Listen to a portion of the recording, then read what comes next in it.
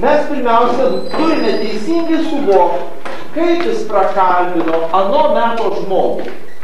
Kaip tas žmogus, kuris skaitė šitokį tekstą, Šventasis raštas neturėjo tikslo pasakoti nei biologijos, nei zoologijos, nei astronomijos, nei Dievo ir žmogaus santykius. Todėl Šventasis raštas moko ne gamtamokslio, bet religinių tiesų, tikėjimo, primityvius. Jis nori išreikšti religinės tiesas. Už tai, pavyzdžiui, paima pirmą dieną, antrą dieną, trečią, tai nereiškia, Dievas sukūrė pirmą dieną, tą antrą dieną, tą trečią dieną, tą. Noriu pasakyti, pirmą, štai tokia tikėjimas. O žmogų nulipdė iš Adama, taigi iš žemės. Įkvėpė dvasią ir savo įkvėpė ir minus. Jie nėra dievai. Jie skirti prižiūrėti dieną ir naktį. Matot, yra prižiūrėtojai dienos ir naktį. Na, o žvaigždė dėl to, kad dangaus skirta turi būti tikra. Bet kada mes suprantame, kad švento rašto autorius visiškai tai nebuvo, jis iš eilės ėjo. Taip, kas buvo aktualiau. Augalai, gyvūnai, žmonės ir visa kita. Jam nerūpėjo gamtamokslio tikslingumas. Jam rūpėjo tikėjimo tiesos. Na ir paskutinė, šeštoji taisyklė. Apreiškimas arba Dievo apsireiškimas yra patikėtas bažnyčiai, tai yra Dievo tautai. Dabar žiūrėkime, žmogus gali pasakyti, jis visada buvo Dievo tautai, jis negalėjo būti šalia Dievo tautos, nes tada būtų jo iš viso nebūtų. Ir lygiai taip pat jis dabar yra Dievo tautoje ir todėl jis gali būti aiškinamas tau, kuo lengviau jis būtų suprantamas. Ir pagal tai krikščionis galėtų gyventi. Juk ne kiekvienas gali studijuoti. Šitą raštą galimtis formavimas, kad idėjos religinės buvo peržiūrimos, jos buvo per naują permastomos, perrašomos. Nėra visiems laikams pateikto švento rašto aiškinimo. Nėra. Be abejo, kad dabar žmogaus supratimas yra kitoks. Ir todėl natūralu dar gilesnės įžvalgas į šventąjį raštą. Dar giliau supras. Nes Dievo žodis yra neįsemiamas. Kodėl? Todėl, kad jis apreiškia Dievą, kuris yra paslaptis. Kuris yra neįsemiama begalybė. Todėl negali būti iš vienos pusės vieną kartą visiems laikams duoto švento rašto aiškinimo ir niekada bus neįmanoma įsemti švento rašto tiesos. Nes tai yra gyvas procesas. Kaip formavosi šventas raštas ilgus amžius, ta religinė patirtis pamažu atsiskleidė. Ir žmogaus supratimas. Taip ir dabar švento rašto aiškinimas ir supratimas, jis turi progresuoti. Jeigu jis vieną kartą sustos su kažkokio laikmečio bažnyčia, atsiradusi nauja tikėjimo bendruomenė, ir pasakys, va, ten Džeimsas paaiškino šventą raštą, parašė knygą, ir šventas raštas aiškinas taip. Tai galim pasakyti, kad 18 amžiuje toks autorius sąlygojamas tokių ir tokių teologinių, filosofinių, socialinių idėjų taip pabandė interpretuoti šventąjį raštą. Visą 18-19 amžiuje paaiškinom šventą raštą visiems laikams ir viskas. Todėl matote, šventas raštas yra gyvas. Jo supratimas turi nuolat vystyti, žmogus turi nuolat klausti, nes tai yra santykis su asmeninė tikrovė. Santykis su Dievu. Švento rašto mes negalim kaip ideologijos, kaip tam tikrų moralinį, arba priešingai žmonės nutolsta vienas nuo kito susvetimėja. Kaip nėra pastovių santykių su kitu žmogumi, kaip žmogus negali ilgą laiką išlaikyti vienos minties.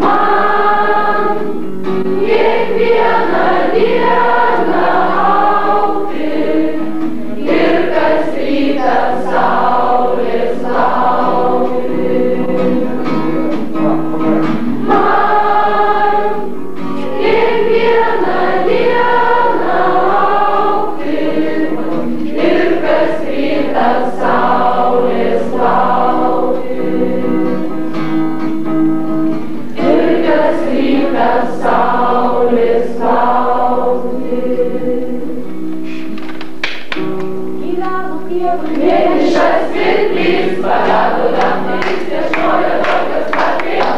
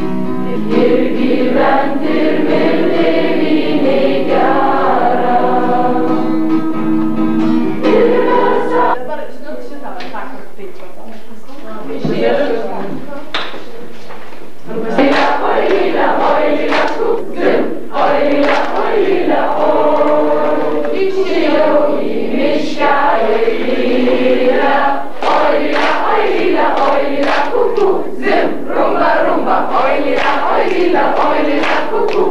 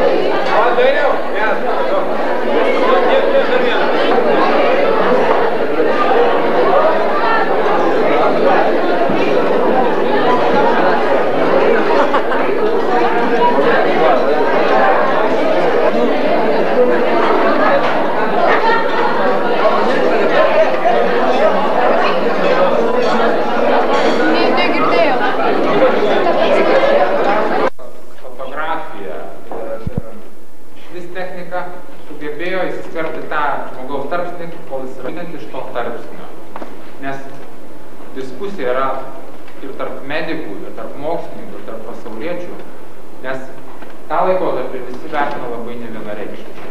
Jeigu pavartys iki jo mirties, tai nieko nekalba apie tarpsnį, kada jis yra dar negimęs, nors jis praleidžia tam vos ne metus laiko. Ir aš žiūriu šiek tiek neteisybės. Sakyt, kad žmogus pradeda gyvenimą ir pradeda savo biografiją nuo momento, kada jisai gimsta, nėra visiškai tikslu. Ir tai rodo biologiniai faktai, kurie kaitės paveikslėlį, reiškia, čia yra 5 mėnesių kūdikis, jam dar mamos iščiose būt vos ne 4 mėnesius, bet savo manierom, savo išvaizdą, pasakykit, kuo jisai skiriasi nuo ką tik gimusių vaikų arba galų gale nuo mūsų. Situacija, kokioje mes dabar esam. Vaizduokit rausvą reiškia atspalvį, šitos rausvos užuolaidos kažkiek taip duoda panašią atmosferą, tik tai daro švelnesnę aplinką būti. Dabar ką jis girdi, gali girdėti, tuo labiau, kad klausa šitokių vaikų labai sparčiai vystosi, vysto labai anksti. Mes visi skaičiuojame mėnesiais, 1, 2, 3 mėnuo. Tai reiškia, 2, 3 mėnuo jau vaikas faktiškai turi visus organus, visas dalis, kad galėtų tą pajausti. Kada mes buvom visi negimė, mes su malonumu tą daryti. Reiškia, tu esi saugus, pamaitintas, šilta, duslus malonus garsai. Ar galima savo atmintim grįžti tą tokius ryškius įvykius, bet viskas tas giliai yra. Ir dabartiniai psichologai išreiškia mintį, kad taip kaip mūsų mamos nešioja, ar mes ten jautėmės saugus, ar jautėmės laukiami tėvų, kaip su mumis elgėsi toj pat po gimimo, ar mes buvom maloniai priimti mamos, ar buvom numesti kažkur į kampą, įsirėžia giliai mūsų atmintį, mūsų giliai pasąmonę, atminti tiesiog atrinktos faktus. Paaiškėjo, kad nėštumo metu mama apsiplikė karštų vandenį. Po viso labo kelių savaičių, kelių mėnesių. Tas didžiulis stresas per mamą, per jos kūną atsiliepia, reiškia, tam žmogui, jisai turi kažkokių tai problemų arba chromosomų rinkinį, kuris jau pirmojo ląstelė, kaip kokiam kompiuteriniam diske, įrašo, kokia bus mūsų akių spalva, kokiam ūgį mes turėsim, kokį balso tembrą turėsim 2 savaičių, 5 mėnesių, 5 metų ir taip toliau. Aš norėčiau išreikšti savo įsitikinimą ir savo mintį, kad ta gyvybė, su kuria mes susidurėm, būdami suaugusi, kasdieniam gyvenime, jos pradžia buvo gerokai anksčiau, įžengia į tarpsnį, kuris baigėsi su biologinė mūsų egzistencija. Galbūt po mirties kiekvienas mes asmeninį įrodymą viso šito gausim, kad mes tęsim savo egzistavimą ne tokią formą, kokią buvom. Ką mes galim tik spėlioti visus tos dalykus, bet aš manau, kad pagarba reikalautų vis tik tai žmogų žiūrėti plačiau. Jos labai ryškiai skiriasi nuo to, ką aš jums rodžiau. Pripažinkim šitą, ar ne? Čia jie yra atvežti ir yra maketuoti, modeliuoti tada, kada negalima buvo dirstelti motinos iščias ir pasižiūrėti besivystantį žmogų. Ir dėl to, jūs bepaimtumėt, tai yra netiesa. Žmogum nuo pat pradžios, nes tai yra žmogiška genetika duota. Yra spekulacija galvoti, kad mes greitai prabėgam visas tas stadijas. Galbūt mes kažkiek buvom panašūs į savo jaunesnius brolius, galbūt, aš nesakau. Pabaigoje po tos visos istorijos Mozė davė mums leidimą parašyti skyrybų raštą ir atleisti žmoną, ir palikti. Po to turėjo teisę vesti kitą. O tu ką pasakysi? Jėzus sakė, Mozė, prisimena tą vietą, dėl jūsų širdies kietumo leido jūs parašyti tokį raštą. Bet pradžioje taip nebuvo. Pradžioje tai Kristus turėjo minty, kai Dievas sukūrė pirmosius žmones. Ir sakė, todėl, kadangi Dievas nustatė tą tvarką nuo pradžios, vyras, moteris paliks savo tėvus ir klausys vienas prie kito ir du bus vienu kūnu. Tai labai griežčiausiai uždraudė šeimos artymą. Ir bažnyčia ištikimai mokydamas, skelbdama toliau, ką jisai mokė, šito reikalauja, nors mūsų laikmečio vėjai ir priima. Bet mes suprantam, kad tai yra išmintingas ir jėga linki vienas kitam gero. Ir vienas kitam atsiduoda šeimoje, ypač kai gimsta vaikai, kai juos jau riša kūdikių ryšys. Ar ne? Ir jeigu mes daugiau niekaip gyvenime nesusitiksim, tai nesijausim, kad padarėm skriaudą ar kažkokia būtinybė yra toliau bendrauti. Bet taip kaip vyras ir šes, o kažkur viduryje tuščioj vietoj lieka jų vaikai. Mes rytoj lankysime vaikų namus, bandydami suteikti tiems mažiems žmonėms džiaugsmo. Labai aiškiai matom, koks yra iš tikrųjų išmintingas ir meilė žmogui pilnas bažnyčios mokymas. Žinom tuos argumentus, kurie sakomi prieš šeimos neišpagyvenus pusę metų ar metus ar 3 metus paaiškėja, kad tas žmogus, tas vyras ar ta moteris yra nesugyvenamas. Versti gyventi tuos žmonės drauge, ar tai gali būti Dievo valia. Čia yra gal vienas iš tokių dažniausių argumentų. Bažnyčios praktikoje mes šitą klausimą sprendžiam gal tokiais 2 būdais. Pirmas būdas kaip į tokią aukų dėžutę. Sumesti klausimus ir gauti atsakymus. Jis atsakinėjo vietoj paskutinės konferencijos ir tas buvo labai įdomu ir sveika. Tai va, aišku, buvo daug rinkti. Pavyzdžiui, visiškai nekrikštyta arba negyvenusi tuo gyvenimu, arba jis toks, iš esmės neblogas vaikinas, aš jį perdarysiu, perauklėsiu ir jis mes gerti. Ir kartais tas pavyksta, toks misionieriškumas. Bet taisyklė vis tiek mes turim remtis ne išimtimis, o taisyklėmis. Taisyklė yra ta, kad jeigu žmogus jau bus tvarumo, jeigu bus labai daug bendrų vertybių, kurios žmonės požiūris į doros dalykus, į tikėjimo dalykus. Panašus galbūt išsilavinimo lygis, didelis savo vyro pažado, vardą pasako, priesaikos metu padavė vienas kitam ranką, sakom, aš. Tie žmonės jau po to neturėtų nutraukti skirti.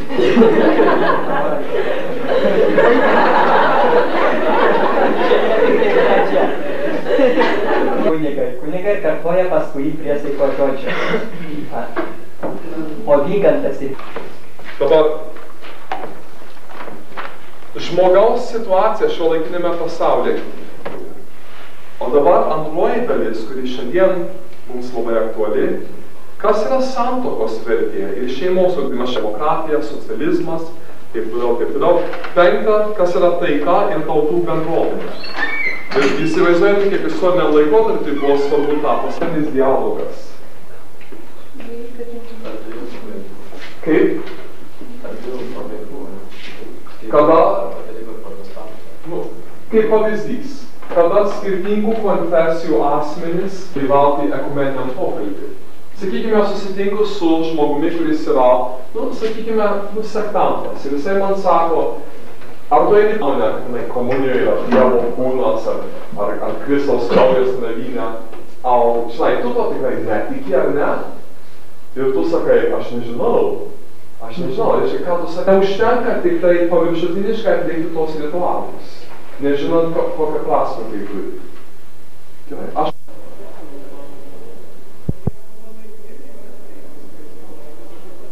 Mes šį vakarą girdėsime. Mes girdėsime Antonijo Vivaldžio Le Quattro Stagioni. 4 metų laikai.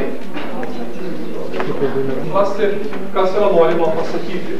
Antonijo Vivaldi iš 4 metus. Čia yra sukurta Le Quattro Stagioni.